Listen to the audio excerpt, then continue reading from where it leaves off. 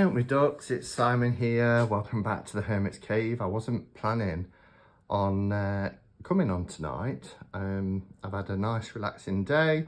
I did a reading for somebody and then I saw, probably about an hour and a half ago now, my friend Kelly Bear has done a tag, and I sat there and I thought, I wish somebody would jump on YouTube. I've been binge watching a TV show on Netflix, and no, it wasn't, it was on Apple TV. And you know, you kind of get to that burnout point with it. I was like, okay, I need something else. Picked up my iPad, thought, I wish somebody would go live or drop a video, and Kelly's appeared as if by magic. And I saw that it was a hashtag that I hadn't heard of. It's hashtag 54321tarot, and when I clicked to play it, I realised that Kelly has created this hashtag, and it looks really cool. I've just finished watching hers, and then I thought, I kind of wished I'd seen this. I mean, it's only just been uploaded, so I couldn't, but I wish this had been like at the beginning of the weekend, because I could have spent some time really thinking about it. But I want to do it, but I've got such a busy week ahead, and next weekend I've got a lot on. I thought, I'm not going to get a chance to do it, so I thought I will do it now. So that's why I'm here. The great thing about this hashtag as well is that it's very flexible. She's created it in such a way that and I think she references this many times within the community anyway. Somebody will do a hashtag and people play about with it or adapt it or tweak it. So she said, you know, I'm creating it with this flexibility so you can put your own kind of take on it. So there are obviously 5 prompts, 5, 4, 3, 2, 1 tarot, but there is a bit of flexibility with the tag as well. So what it is 5 tarot decks, and she has said try and make them tarot decks, but I know what you guys are like. You might include oracle playing cards, Lenormand, etc. So she has given us that flexibility there, and that can be anything. So it could be your 5 favorites, your 5 spooky decks, your 5 animal decks, 5 go-tos, whatever you want that to be, but 5 tarot.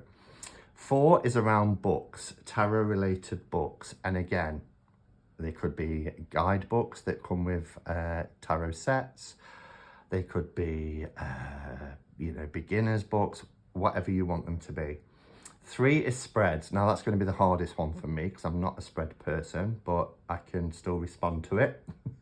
2 is tarot habits, or kind of tarot paraphernalia, so things that you do around working with tarot, which will be fun. And 1 is, it's one or the other, and she said don't do both, just choose one. 1 is one piece of advice that you would give, or 1 card in a tarot deck that best best summarizes who you are now. So it doesn't have to be your significator, but whatever you're experiencing at the moment, which card represents you the best at the moment. So that's the 5, 4, 3, 2, 1 tarot. So let's get started. I just had a horrible thought then that I wasn't recording. This is all because I did that earlier in the week. I did a whole walkthrough and realised I wasn't recording after the first couple of minutes of going live. Okay, so my 5 decks. Now, what I'm going to do for my 5 tarot is not my 5 favourites, but my 5 current most grabbable decks. So if you was in my live last night, you would have seen that I created a bit of a space on my desk. I'll try and insert some footage now with that. And I've got a few decks that I am rotating at the moment, probably around 10 in total, maybe 12, where I can just grab them because I'm sitting at my desk and I want something to grab and to read with. And they rotate because I've got also here, don't know if you'll see that, but where I've got like some of my favourite decks, my kind of workhorse decks as I refer to them. But those ones here are decks that I'm pulling off the shelf so that I'm constantly having a rotation of tarot decks. And these are my 5 most grabbed for decks. So the first one I want to show you is a bit of a classic. I know this was a 1990s deck and I edged it because at the time, 6, maybe 7 years ago when I got this, I didn't really care about the value, and I don't, you know, this deck is never leaving me. It's the Morgan Greer, as you will recognise it, but if you're new to tarot, you probably don't recognise it. So this is a, I believe 70s, it's not 60s, I think it's 70s. And it's a take on the RWS, and it has these kind of close up, zoomed in images of a redrawing, a clone, if you like. I mean, this is very different devil card to the RWS. And what I love about this deck is the cardstock on this version from the 1990s is lovely. And the colours are a little bit more muted because it can be a little bit garish. And I've done a side-by-side of this deck with the tin version, the mini version in a tin. And you can really see the saturation in the more modern versions, whereas this one isn't as saturated. And it's a brilliant reader. It gets talked about a lot. I mean, look at the perspective here, that close-up perspective. It gets talked about a lot. It's a popular classic deck. You know, and I think it's, I don't even know if we've passed it, but the pawn stash of the magician, and it's very 70s, as I said. But it's one that I don't use as often as I would like. So I decided to pull this one out and pop it on my, here we go, pop it on my shelf. And I've done a couple of readings with it now over the last few days and really enjoying reconnecting with decks. And people say to me, why do you have so many decks? You can't possibly read them all. Well, of course I can't.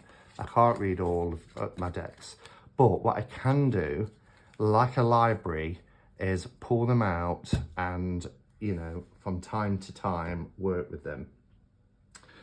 I've got a Marseille deck. This one, probably about 5 years ago, was very popular. It's Tarot of Musterberg. It's on card. It's very light, although it's very thick, as you can see. It is a Marseille style deck. And it was referred to as well as the ginger deck, because everybody in Tarot of Musterberg has ginger hair. I'll probably not, look how beautiful that is as well. And I really like this deck. Really like it. Look, ginger hair, ginger beard. Yeah, loving that. It's a great deck. It is quite comical. And it was created about a fantasy fair. I think it was called Pennyland or something like that. I look at the moon. And it's got a little parlour, a booklet talking about using it for parlour games and that sort of thing, or reading at fairgrounds. But yeah, it's not strictly Marseille because it doesn't use the same patterns for like the configuration of the pips, for example. So not strictly Marseille, but more a pip deck. But it's lovely, and I've been working with this one as well, which I've been enjoying again. Another classic, although a modern classic, that I've had out is the Golden Rider. Again, even though it's out of print, I edged this in this nice milk chocolate brown to match the back. So we've got brown around the edges, this beautiful gold. I love the pink, the shock pink in the middle. This reminds me of a wallpaper we had in the 70s and a mug design as well. But this is a retelling of RWS. As you can see, it doesn't have Pixies font or anything like that. But I really love the colours of this deck. There's loads of pinks. And it's really, really beautiful. Originally, I had a French version and I was able to get this copy and the star card looks like she's got a black eye just before it went out of print, and it's been out of print now for about seven years, which is a shame because it's a fantastic RWS deck. It's called the Golden Tarot because it does have these kind of matte gold accents in it, particularly there. Look for that Ace of Pentacles. So yeah, love this deck. It's one of my favourite RWSs. And then this has been constantly out now for about a year. This is Llewellyn. I've got a version that is trimmed where I've trimmed it from the top but leaving the titles in the bottom. I like it, but I've actually gotten quite used to working with the larger deck. The artwork in this deck is just absolutely beautiful, really beautiful. I mean, look at that for Moon card. It's just stunning. And I often reference this. There's been lots of talk, and I did a talk last night in the live about AI decks. And, you know, this is what I want to see more of. Artist impressions, you know, paintwork or line work or whatever medium they're using, but true art, not computer generated art. This is what I really love. So beautiful. And when you lay some cards out, you know, and you've got this stunning artwork, I love it. Anyway, look how beautiful this is. Try and not get, let me move the light a bit because it's getting a bit, oh, that's probably made it even worse. But yeah, stunning, gorgeous Llewellyn Tarot. Been in print for many years, still in print, and I can see why. I think it'll always be a popular deck. And then my fifth one, because Kelly said we could cheat, is an Oracle deck of sorts, but it's tarot related Oracle deck. And it's a deck that my friend Ramon did from the channel Moon Scarab. And it's the Sunrider Oracle. You can see it's got the roses and lilies backed in red and white. And it uses Pixies artwork with a keyword on each. So I'm including it because it's a tarot related oracle using tarot imagery.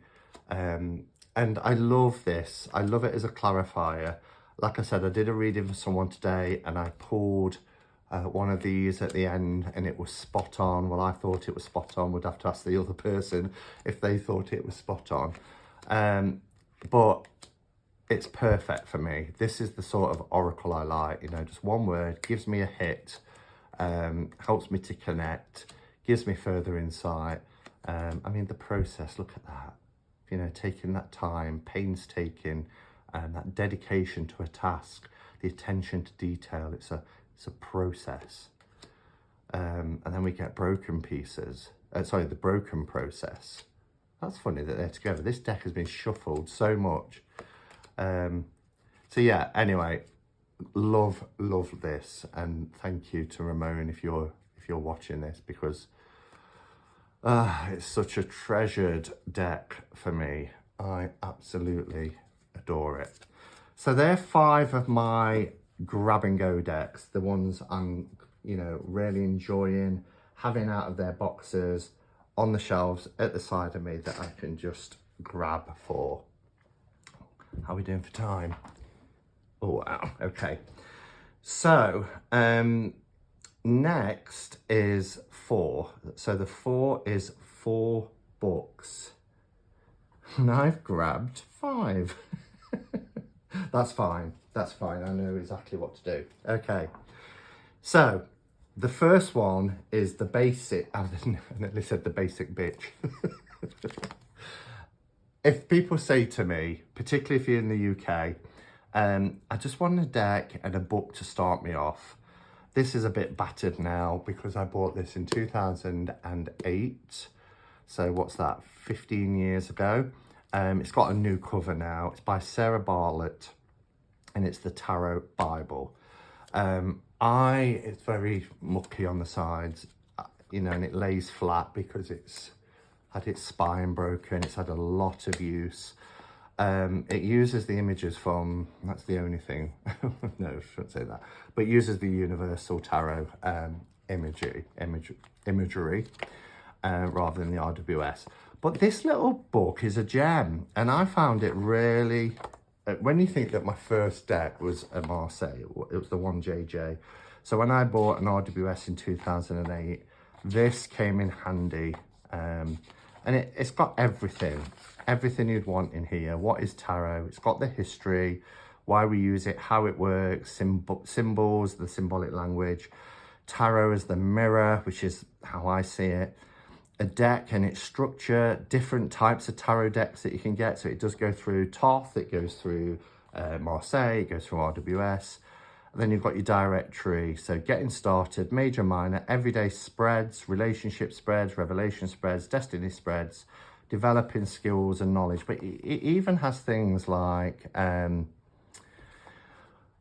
meanings of the numbers. So, you know, it's got numerology here. It's got astrological associations, astrology and tarot if you're into, you know, overlaying astrology.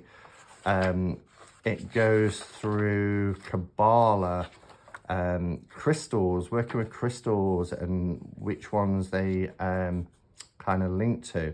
It's got so much information in here. It's really, really a great little book.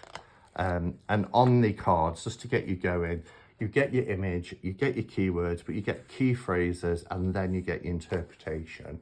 And I just found this great, and I've recommended it to so many people. There's even a bit about meditation, I think. Dowsing crystals, look. Shuffling techniques. Using a pendulum. There's all sorts in this book. Using your intuition. Yes or no answers. Reading for yourself, reading for others. It's wonderful. Anyway, and I've also gifted this to lots of people. If I buy them a deck, I tend to go down to the works. They're about £7 or £8 now. I used to get them for about £5. Just say £12.99, but you do find them in discounted bookshops like the works. I usually buy them an RWS deck and I buy them this, and that gets people started. Next book is the first I'm not going to say companion book, but goes into a little bit more detail, with 78 Degrees of Wisdom by Rachel Pollack. I've talked about this so many times. And there's my business card. I absolutely love it. And I love the bit at the beginning, hearing about Rachel's introduction to the tarot with a colleague at the university and stuff like that. Again, the pages are a little bit aged now, but highly recommend it. This has got a new cover. I think it's yellow now. But originally it was released in two halves for the major and the minor arcana back in the 70s. I was put off from reading this. Someone said, no, don't, you're too new. It's, you know, it will confuse you, it will overwhelm you. It really didn't. And I love it. And I've read it 2 or 3 times now. And yeah, I've even got the audiobook version for listening in the car. So highly recommend 78 Degrees of Wisdom, a book of tarot by Rachel Pollack.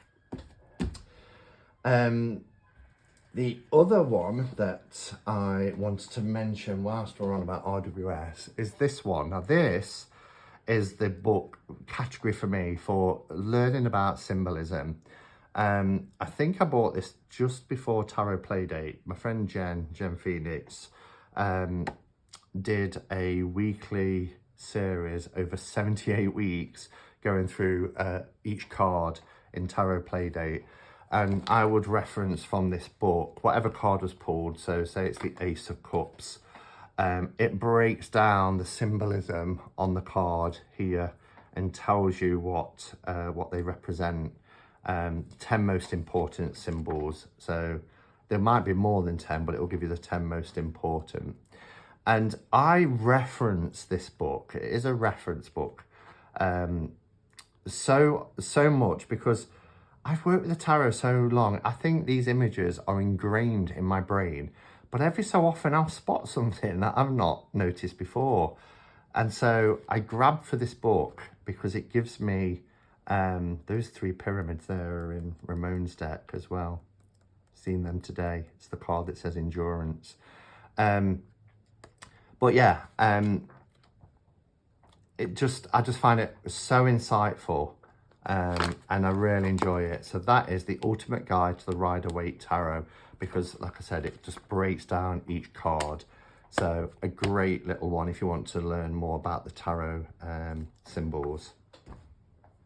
And then the 4th and final one I have to mention is WTF is Tarot and How Do I Do It? And it's by Barbara Wintner. Barbara Wintner. And yeah, I've read this book twice. Now, I'm not a huge book reader, because, you know, as I've said before, I find it difficult to read and retain information with having ADD. Reading, if anybody out there's got ADD, you'll know exactly what I mean. You'll read 2 or 3 pages and then you realise that you've just gone somewhere else, and then you end up going back and reading it again, and certain phrases and words will seem familiar because your brain's taken them in to a degree. But if a book really grabs me, I can read it in small bits. And I took this with me on a training course probably 6 years ago. When was this released? It was brand new out. I'm going to say 2017. So 2017, and I read it on the train, which led to a really nice conversation with somebody actually.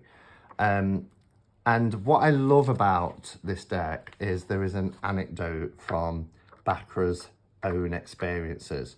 So you will get the card here, which is the Justice card. You'll get your keywords, you'll get your card meaning about it. But then there's a little anecdote from her life and her experiences. So it says here, when I decided to open Everyday Magic, I poured all my heart and soul and energy and blood, sweat and tears and time into it. So she gives this anecdote that is linked to the essence of that card. And I just found that really insightful because it's practical tarot. And then you get how it is in a reading. Another thing was, I tell people if they're struggling with the court cards, this for me helped solidify because it breaks them into families. So this is the Wands family, and the type of house they'll live, and it breaks it into the daughter, son, mother, father, and just talks about their roles within that family and their characteristics and their personality traits. And it was just a great way to think about the courts. So WTF is Tarot and How Do I Do It by Barbara Wintner is the 4th book. So that's books. Then we've got three spreads. So, as I said, I'm not a spread person. I'm not going to be able to fit them all on here. However, the 3 that I'm going to mention is the ones that I usually do is the 9 card spread. So, I would actually lay the 3 in the middle first. I don't know why I've done it like that. Just to give you an idea, there obviously would be spread out better than that. So, the cards in the middle are the situation. Okay, so this is how I do my morning and evening, is this is the situation at hand.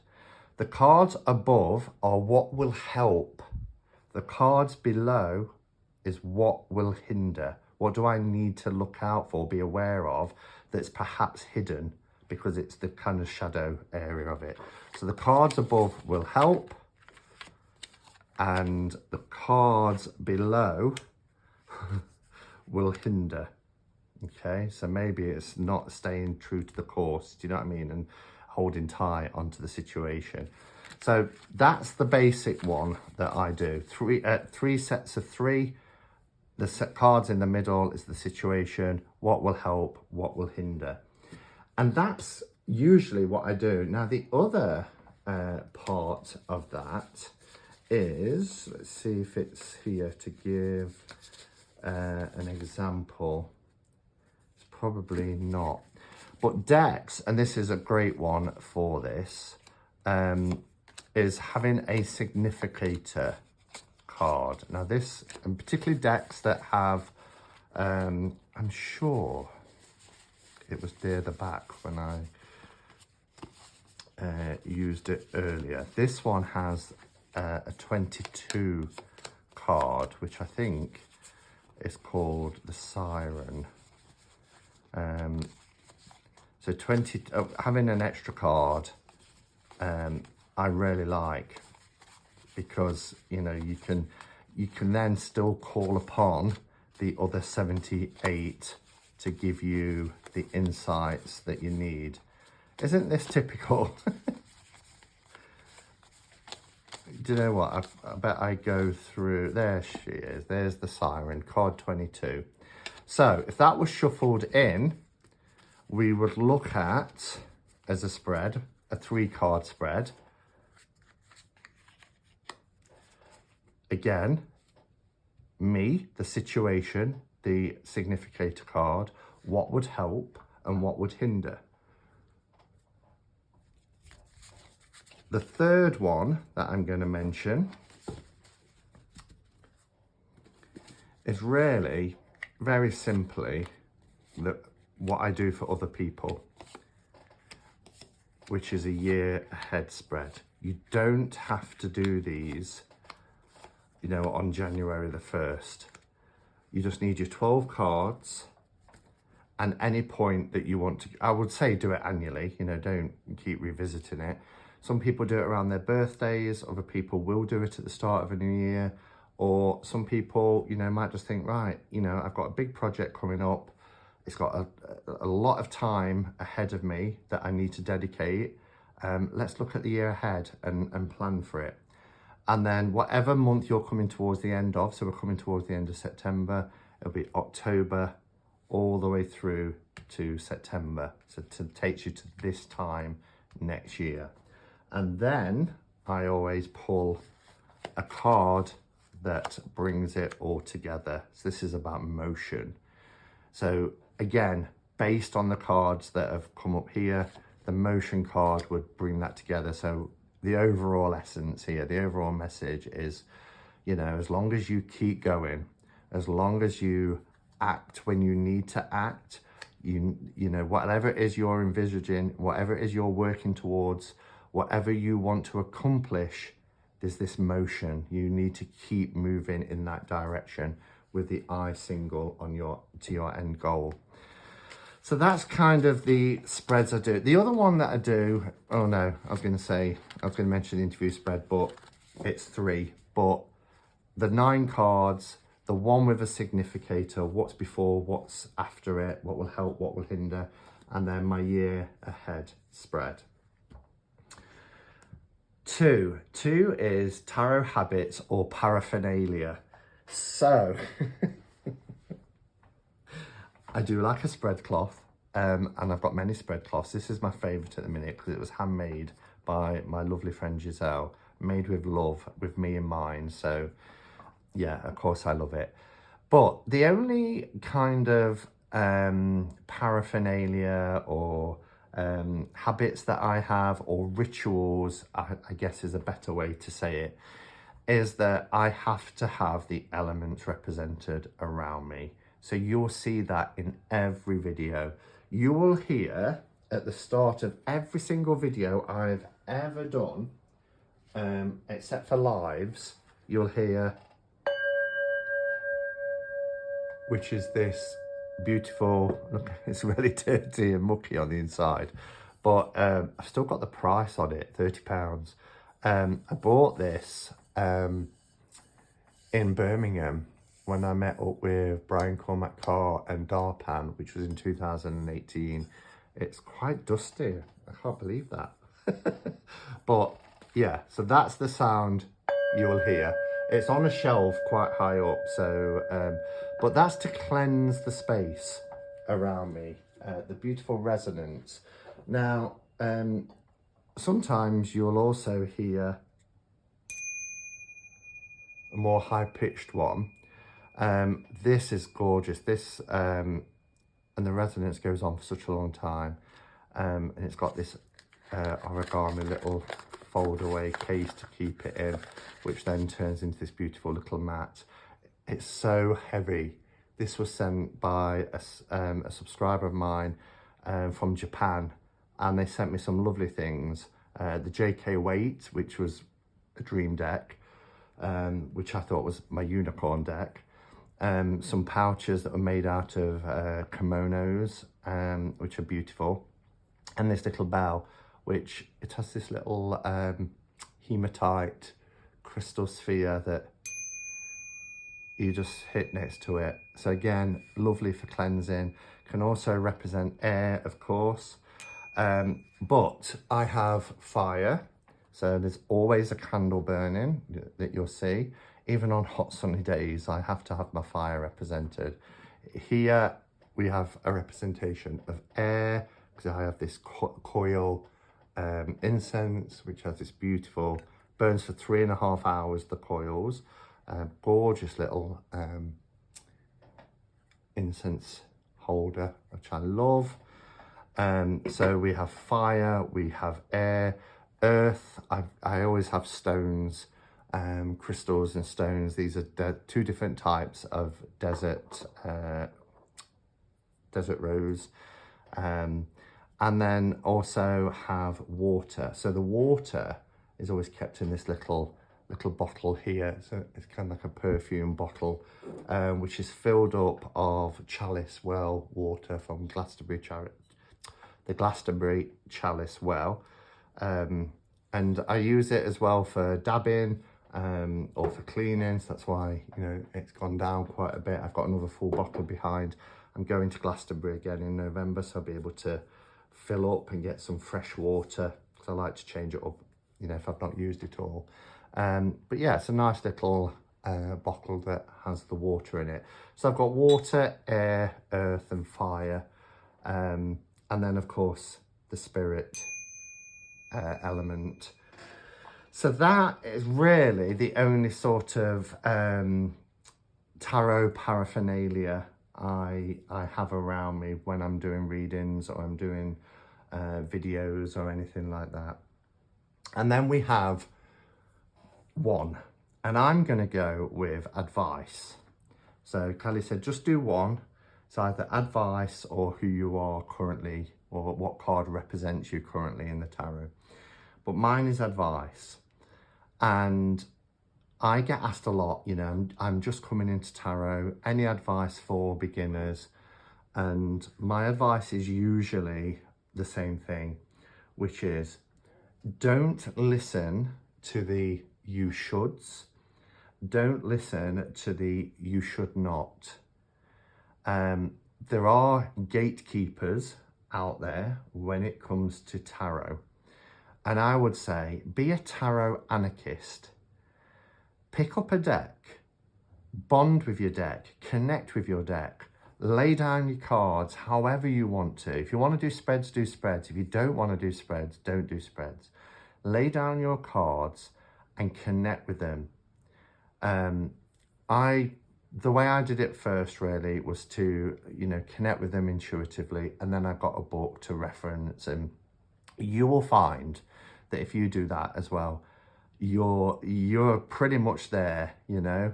And if you're not, it doesn't matter. You don't have to follow a book. There are no you shoulds and you shouldn't, and I feel very strongly about that. I have heard from people who've been put off reading tarot because they've been told they're doing it wrong, or you know, oh, you should have been gifted a deck. And I did a whole live on this couple of months back about gatekeeping. And it upsets me because I'm somebody who has to learn my own way. I've had to make adaptations my whole life to learn things in a way that works for me, having an ADD brain, that doesn't always work for other people and frustrates other people, but you make adaptations. So when I was told, oh, you shouldn't really do that, I could have gone one of two ways. Thankfully, I went the way with, well, it works for me, so I'm sticking with it. But many other people are put off by that. So my advice is, you do you, be a tarot anarchist, rip up the rule books, connect with your deck, and if you're reading cards and you're getting something from that, you're connecting with them and they're helping you in your life and in your practice, then you are doing it right, and screw everybody else. Okay, so that's hashtag 54321tarot by Kelly Bear, the lovely Kelly Bear. And that's my take on it. As I said, love the flexibility that we've got with this. Look forward to seeing other people's responses. Thank you, Kelly, for creating a fun tag. I've been waiting for a fun tag for such a long time to sink my teeth into, and this is one I've really enjoyed doing. Thanks for watching, everybody, and until next time, go in peace. Namaste, and blessed be.